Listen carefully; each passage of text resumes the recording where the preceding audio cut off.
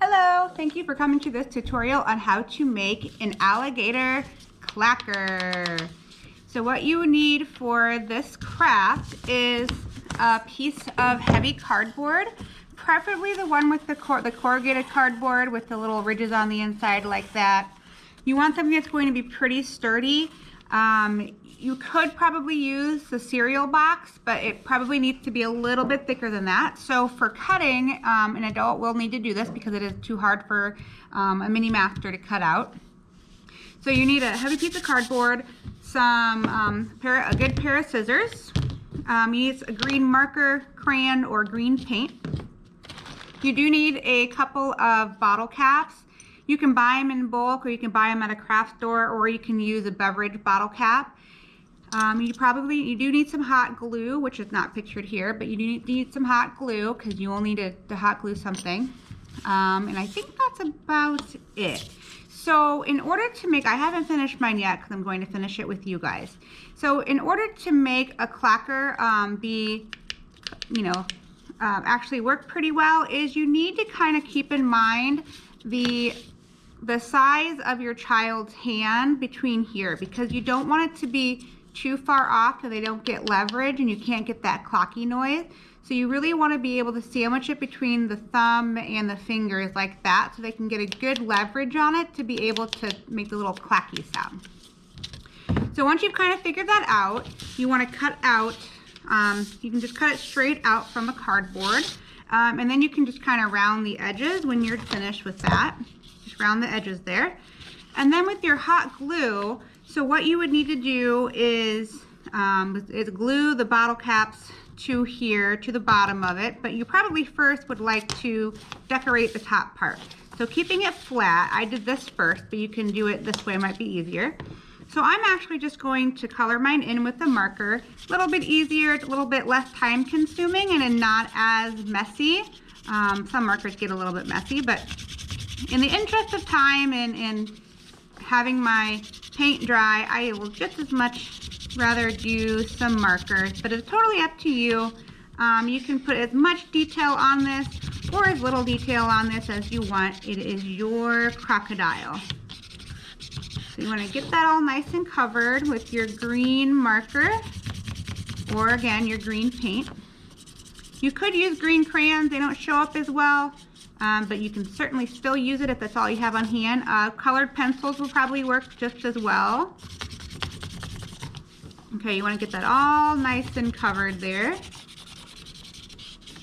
And there you go. Kind of looks like a green slug right now. So then you kind of want to let that dry a little bit, even if it's markers, because the markers, especially the washable kind, gets a little messy sometimes. So that's what you do first, and then you'll flip it over, and this is where you'll obviously need to have some parental supervision. You want to glue your bottle caps to either side of your clacker. So, and one thing that you might notice is, so the inside of your bottle caps are pretty shallow, and you need to be able to have them kind of flush on your cardboard. So you can either try to glue it, it depends on your bottle cap. Now these bottle caps I bought in bulk from a craft store, so as you can see the edges are flared out a little bit. If you have edges like that that are flared out just a little bit, you might be able to get some hot glue around there and just glue it right here and glue it straight down like that. But a lot of bottle caps, especially from beverages, they probably don't have it flared out as much.